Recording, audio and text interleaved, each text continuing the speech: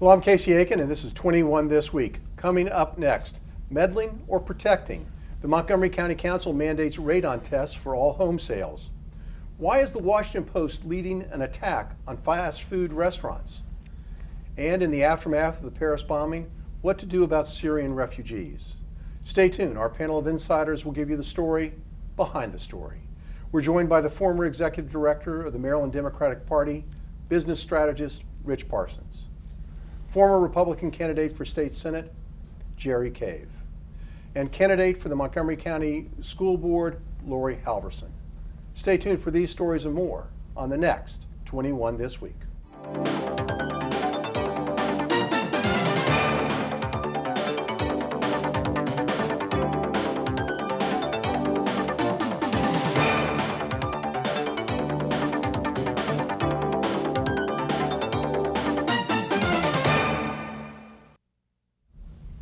According to the Environmental Protection Agency, radon is the second leading cause of lung cancer, and radon is the #1 cause of lung cancer among non-smokers overall.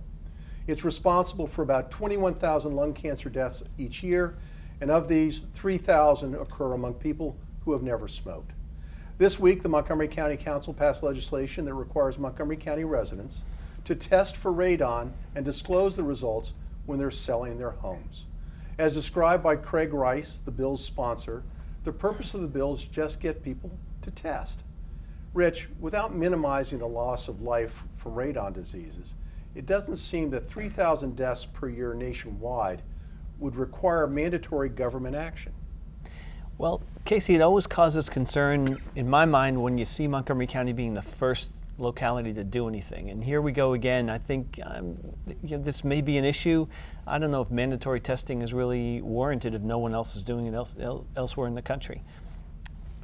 So, Jerry, is this another unnecessary burden that the county is imposing upon us? I mean, Maryland already requires a homeowner to disclose if they have knowledge that radon is present in their house. So is this just being overly cautious, or is this a burden on the homeowner? This is actually an excellent example of what government should do. Government should look out for us.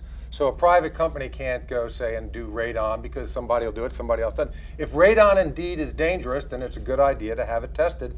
And I'm in shock that Craig Rice would come up and have a good idea, but good for him. Well, Jerry, the reality is that up till now, people have been testing for radon using home kits. This isn't going to impose a cost on the homeowner because are you as a buyer going to trust the homeowner to have done a home kit test for radon and disclose that? Or are you going to want it certified by a professional company? Those tests will cost about $160 to $175 per sale. Listen, I'm pro-life on all levels. So if radon causes cancer and having all these places tested so that remediation can be put in place, I think it's a great idea. And this is a good example. This is what government should do, which is things to look out for our safety.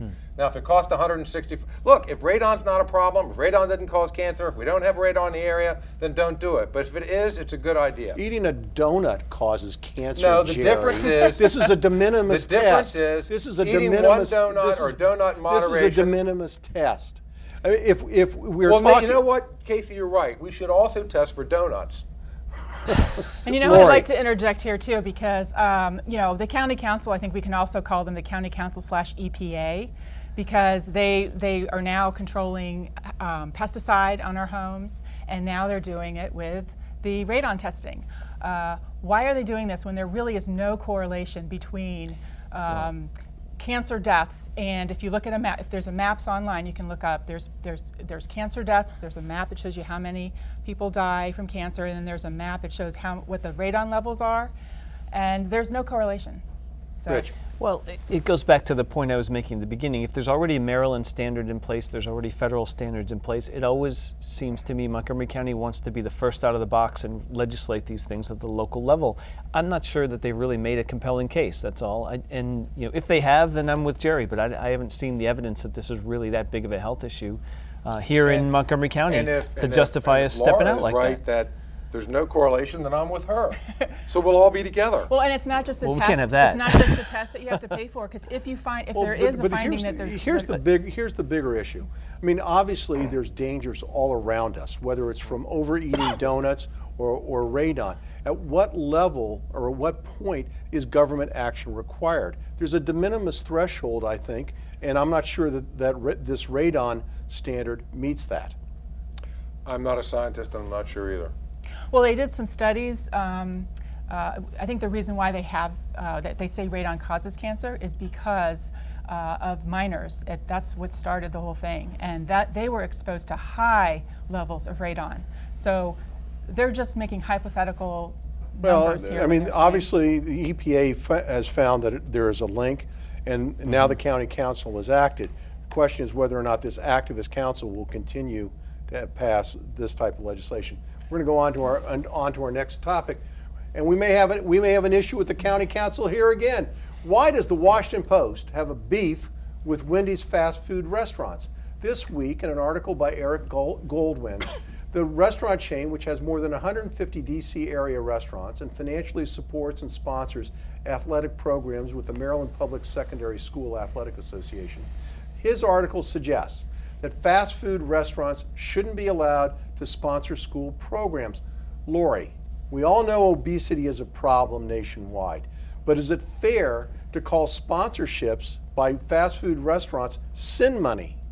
No, I don't think it is fair. Who are you going to pick on? Wendy's, McDonald's. You're speaking to here. My father-in-law was a McDonald's franchisee.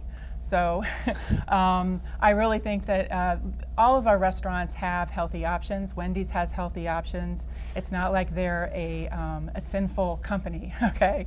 I think that it's important for schools to get money wherever they can. And when schools are not, with the budgets the way they are, they're even asking schools these days to, in the county council, the budget that they're requesting for the CIP this year for MCPS, it's to ask for, they want booster clubs to be involved in paying for artificial turf fields, would you believe? I mean, that's something that's sinful, right. Asking booster clubs to pay for something Jerry, like that. millions of people eat at fast food restaurants every day, and they are legitimate businesses and that are licensed and operate and provides hundreds of thousands of jobs nationwide. So why are they being targeted by the Washington Post? Well, since your question is why are they targeting Wendy's, I'm going to answer that for you, and it's not what you expect. They're doing it because Wendy's is the only fast food franchise named after a woman. And the Washington Post hates women, and that's what, but seriously, the Washington Post wants to take over being your parent. There is absolutely nothing wrong with eating anything on the menu at Wendy's. It's just moderation. You can't eat there every night to the exclusivity of everything else. You got to exercise and do all that stuff. And if you don't know that, there's three people to blame: mom, dad, and yourself. If mom, dad didn't teach you that, then you need to teach yourself. But it all gets down to this. The Washington Post doesn't think you should be responsible for you. They think they or the county or the government. Tell me one person who's not going to be obese if they take Wendy's sponsorship off of this. It's ridiculous and typical. There's one difference too. Eating at Wendy's in moderation is fine, but the Washington Post, even in moderation, is dangerous. Well, I mean, Jerry, you leave me speechless. But the real issue is, and what they were trying to show in the article was there's a hypocrisy. There's a hypocrisy from the schools championing obesity programs and then accepting money. You can champion all that. There's nothing wrong with eating at Wendy's. Eating at Wendy's is too much. Drinking too much water will drown you. Wendy's is the example because they're the most it's a behavior successful issue. sponsor, It's and they're not the largest an sponsor. object issue. But the question is, and we've seen this in Montgomery County already. We've removed soda machines from, and I think that's a good idea. From schools. They want to remove sugary drinks, and this is a business that perpetuates that and supports that. But what you're talking about is sponsorships of programs, which I think any legitimate business has a right to do if it's not in direct conflict with the health and safety of kids. And I don't see how. I'm kind of with Jerry. It scares me again. Scary for but you. it scares the heck out of me to agree with too. Jerry. But We're scared together. I'm trembling. But I think, we're talking about sponsoring programs. I think if the schools are doing what they need to do, yes, it's the parents' job and our own individual jobs to practice good nutrition and responsible eating and drinking and everything else, and do things in moderation. If the schools are also teaching good nutrition, I think that's another good way to mitigate against this. I don't think we have to put up barriers about who can sponsor various school programs and draw artificial lines around Wendy's or McDonald's or the Burger King down the street. I will tell you that as an advertiser who has placed hundreds of ads and thousands of ads in all kind of different charitable organizations and tournaments and whatnot, the response is miserable on the return for the dollar. I'm not sure Wendy's is getting their money. So that's why they don't advertise in the Washington Post. That's why they don't advertise in the Washington Post. When we come back from this short break, is there a way to balance the humanitarian needs of the Syrian refugees and still be safe at home? Stay tuned.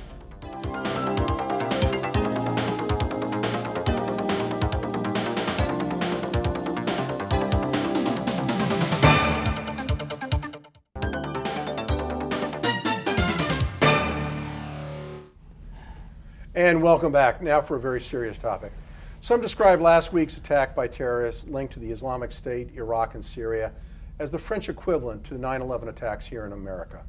Those attacks, conducted at multiple venues across the capital of France, targeted civilians and resulted in the death of 129 people.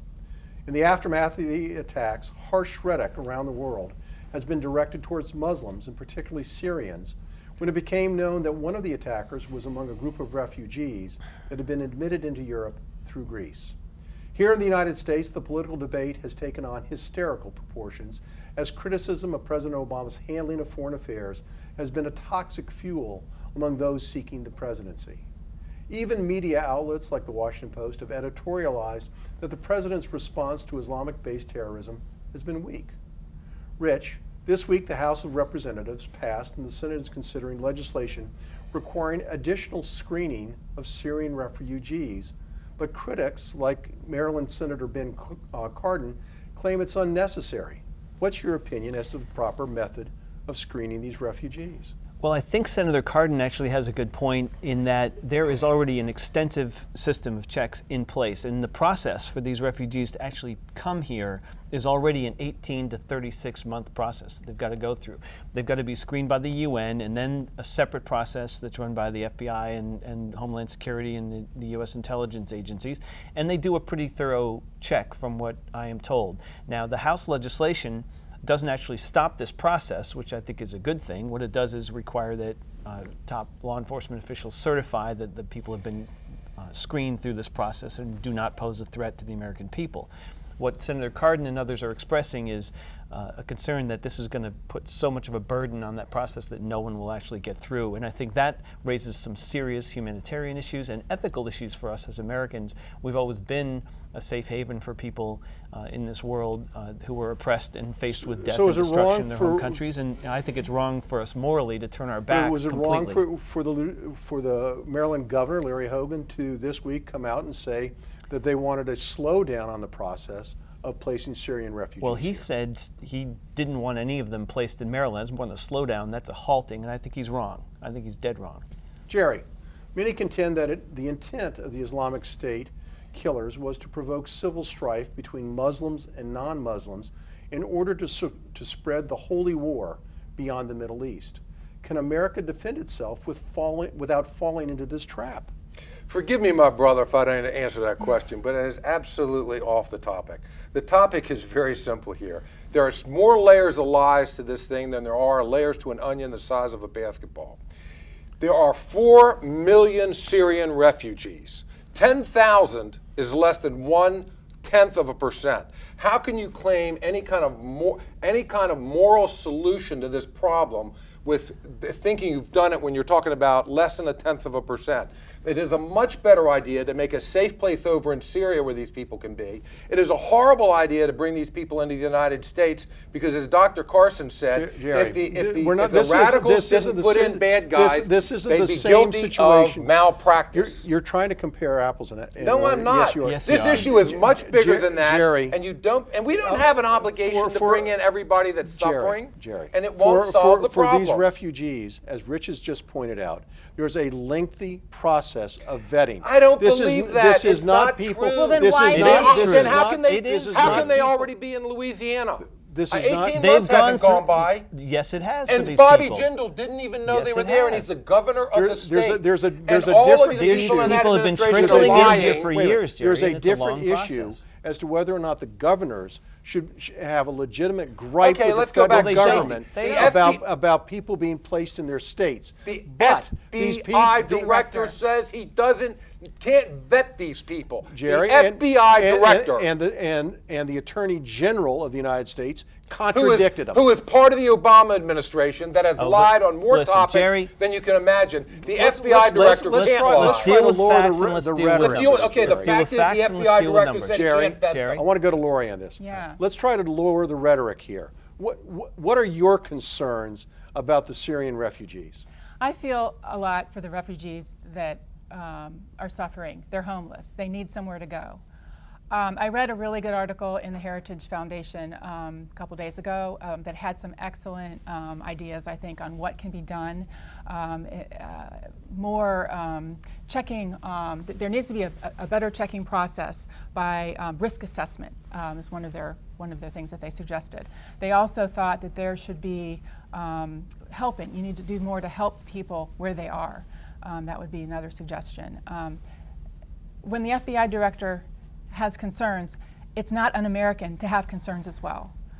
I have concerns. I think it's completely fine for us as a Republican to have concerns about the safety of Americans. We have less concerns about the people being admitted as refugees than other aspects of our border security. There were That's several, where I was going to go, okay. Casey, and I think that's really where the rhetoric is getting us off track here in this whole debate. If you look at this pool of refugees, it's about 10,000 people that we are proposing, the administration is proposing to allow in here after they go through the screening process. More than half of them are children. Most of the rest are either elderly or women. There's about 2% of them that are what they call combat age males that could or could not be high risk, but they will be assessed as this goes through the process. Meanwhile, we've got hundreds of thousands of people coming to this country through visa waiver programs from Europe that have no screening at all. That, according to the law enforcement experts, is a much bigger hole in our security system. Yes, it's okay and it's perfectly legitimate to have concerns about our safety. We should be screening people, absolutely. But to do what Donald Trump has suggested this week, which is to create a list, a national list of everyone who's a Muslim, and they have to sign up on this list and register as a Muslim. That is un-American. It's the same kind of moral mistake we made in World War II with the Japanese. Okay, the internment camps are a stain on this nation's honor. Rich, Here we go again. Here we go I don't want to hear him. On for half an hour. Number 2 points. If you think only 2% of these people are going to be military age, and that turns out to be true, that's what the number is in the post. Oh yeah, but if you believe that, and that's what it is, I'll come over to your house and wash your bathroom. We have it's more. ridiculous. We have more. And it doesn't solve the problem. It's a distraction. What's the problem? The problem is we've got to watch out for these visa waivers. That's no, what's a much bigger problem. The problem the issue is how do we Syria protect is at war. No, the how do people we got nowhere to protect go to be ourselves? safe. Huh? How do we protect the United States? We don't bring in 10,000 people where there's going to be terrorists are going to be snuck in with them. Jerry, you don't do that. Jerry, if it and you takes solve the 20 problem if it in takes Syria 24 and if it takes bomb ISIS 24 into the months Stone Age. If it takes 24 months to get into the United States, Do you believe that? There are better Do you ways. believe that, there Casey? are better ways for a terrorist to sneak into this country. And you've got these Do you believe that visa it's gonna be waiver 18 folks to can 24 come months? in next I do. week, Okay, and we're not that's screening great. them at all. What are we doing bringing in 10,000 welfare cases we're not when we talking. can't even pay for the welfare cases in Baltimore? The whole thing, no, it's layer upon layer of dishonesty. It is a distraction Jerry, from solving the problem. This is the hysteria that is confined. And it is well deserved. No, if it's you're not Jerry. hysterical about this stupidity, we need to have then you're not protections. thinking. We need to have protections, but this hysteria is ridiculous. What we need, we need a president who looks at the situation, and when people express concern, when the FBI director expresses concern, he shouldn't say, "Oh, well, it shouldn't be. It's being used as a recruitment tool." When he said that, I was just, oh my gosh, I couldn't believe how he could be so divisive. Well, Casey's question set it up right. There's a trap being laid for us here. Yes. If you read what ISIS has been saying in their posts online, it's been reported in the news, they've got a strategy, they've got a game plan. And the game plan is to provoke countries like the United States and Western Europe to crack down on the Muslims who live in our societies and who are legitimate Americans, and basically drive the so-called moderate Muslims into their arms because of racism. The protestations from the moderate Muslims are deafening. It's so quiet. Excuse me, but this is part of the strategy. It's to make us overreact, to react with Jerry, cultural insensitivity, and to drive more recruits into that disaffected group. We have to wrap this up, and I want the final point. And it's a trap for us. The point is that this is a Muslim problem, and that moderate forces in the Muslim community need to speak up and control this. This is not just a problem with Syrians or a particular ethnic minority. This is a Muslim problem, and peaceful Muslims have to exert themselves. Yeah, We're going to go to break. I agree with you, Casey.